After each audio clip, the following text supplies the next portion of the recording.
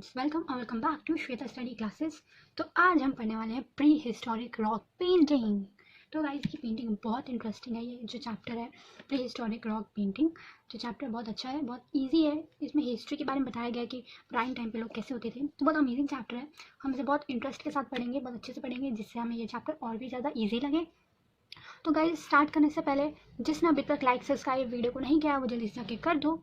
और हम बिना टाइम वेस्ट करे स्टार्ट करते हैं हमारी पेंटिंग। हिस्टोरिक पेंटिंग क्या होती थी स्पेशली, तो हम इस पूरे चैप्टर में रॉक के बारे में पढ़ेंगे। इसमें सारी जो भी पेंटिंग्स है रॉक के ऊपर डिपेंडेंट है, ठीक है, रॉक के ऊपर सब बेस्ड है। तो सबसे पहले तो चैप्टर का मतलब समझते हैं। प्री हिस्टोरिक का मतलब क्या होता है? प्री हिस्टोरिक है क्या? प्री हिस्टोरिक का मतलब होता है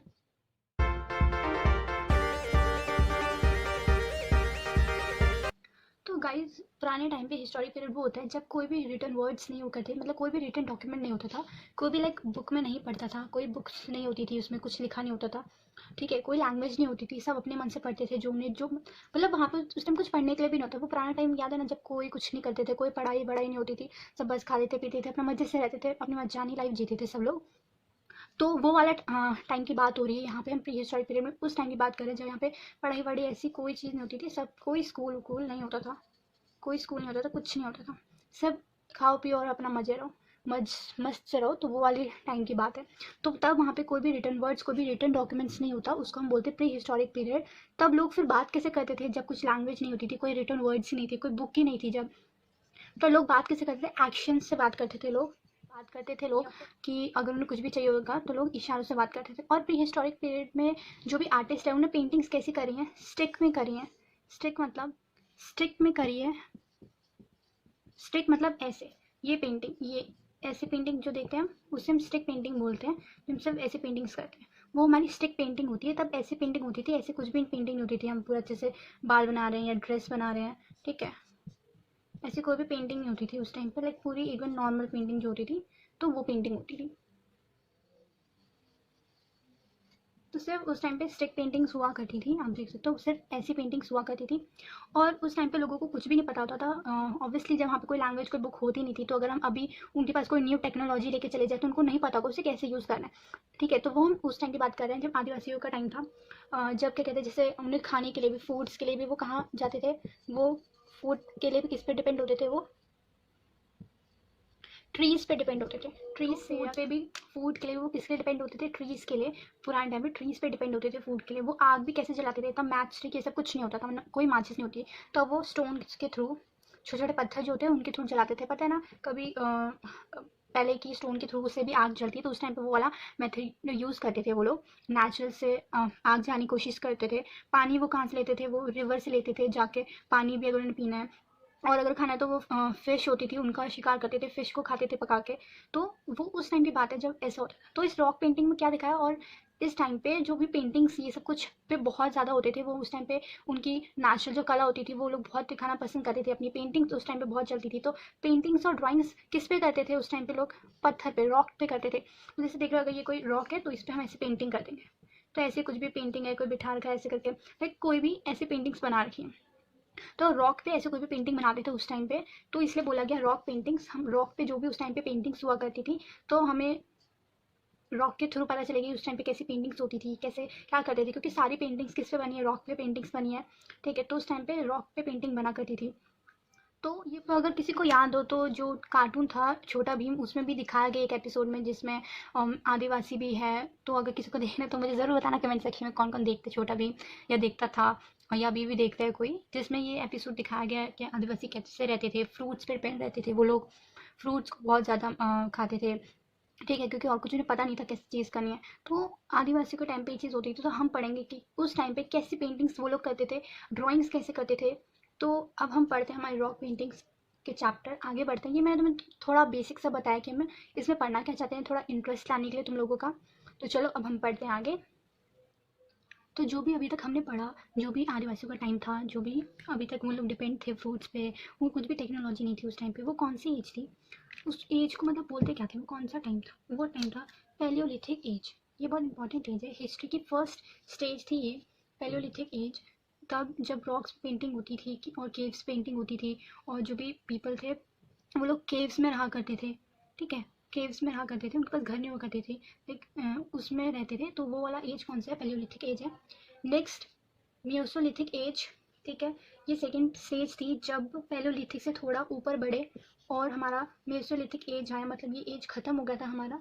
उसके बाद हमारा मेसोलिथिक एज है। कौन सा एज है? पैलियोलिथिक और नियोलिथिक का बीच का स्टेज है।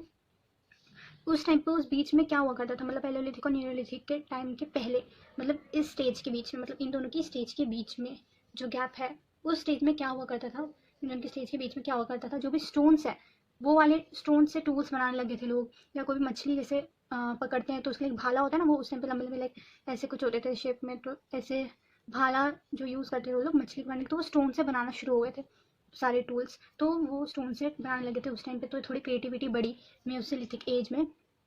और वो केव्स की जगह फिर हट्स में रहने लग गए, वो थोड़ा अपना घर बनाने लगे थोड़ा लोग, तो उस टाइम पे फिर वो लोग घर पे रहने लग गए। तो ये कौन सा स्टेज था? जब वो लोग स्टोन टूल्स यूज़ करने लगे, हर्ट्स बनाने लगे, केव्स की जगह कुछ लोग हर्ट्स में मूव ऑन हो गए। वो कौन सा पीरियड था? वो पैलियोलिथिक और नियोलिथिक के बीच का स्टेज है। और उस बीच के स्टेज को हम क्या बोलते हैं? Mesolithic stage, Mesolithic as. उसके बाद हमारा चाल्कोलिथिक एज आया, काल्कोलिथिक एज आया हमारा। और काल्कोलिथिक एज में क्या था? जो स्टोन से टूल्स बनाते थे वो कौन सा एज था? वो मेसोलिथिक एज था। तो उस टाइम पे ये बंद हो गया था। जब काल्कोलिथिक स्टेज आया तब फिर वो लोग कॉपर से यूज़ करने लगे इस स्टेज में। और ये बहुत इंपॉर्टेंट स्टेज है प्री हिस्टोरिक का, ये बहुत इंपॉर्टेंट फेज था चाल्कोलिथिक एज, बिकॉज इस टाइम पे ये एंशियंट सिविलाइजेशन हुआ, जब लोग बहुत डेवलप्ड हो गए, उनको पता चलने लगा और एंशियंट सिविलाइजेशन हो गया। उसके बाद ये इंडस वैली सिविलाइजेशन बन गया, जो हम आगे पढ़ेंगे। तो ये 3 स्टेज है जो हमें बहुत इंपॉर्टेंट है, पैलियोलिथिक, मेसोलिथिक और काल्कोलिथिक स्टेज, मतलब एज। और उस टाइम और जो मेसोलिथिक एज है उसमें जो ज्वेलरी थी वो सब वो लोग स्टोन से बनाना लगे थे, तो जो मेसोलिथिक उसमें थोड़ा क्रिएटिविटी बढ़ गई थी। उसके बाद जब चाल्कोलिथिक स्टेज आया तब और ज़्यादा क्रिएटिविटी बढ़ गई, सब लोग और बढ़ गए। तो ये 3 स्टेज है जो हम इस चैप्टर में पढ़ने वाले हैं, प्री हिस्टोरिक रॉक पेंटिंग। और उससे पहले मैं मान के चलूँ कि तुम सब मेरे साथ नोट्स बना रहे हो, तो चलो अब हम बढ़ते हैं हमारे आगे चैप्टर में। तो गाइस, ये प्री हिस्टोरिक पेंटिंग तुम्हारे अगर एग्जाम में पूछते हैं कि क्या होता है, इसे एक्सप्लेन करो, राइट अ शॉर्ट नोट, या फिर डिटेल में उसे एक्सप्लेन करो, तो जो भी अभी पॉइंट्स बताए थे या तो तुम ये सारे पॉइंट्स लिख सकते हो। तो हम तो गाइज जो प्री हिस्टोरिक टाइम था उस टाइम पे मैंने तुम्हें पहले बता दिया, कोई पेपर, कोई लैंग्वेज, कोई भी रिटन डॉक्यूमेंट नहीं था बेसिकली।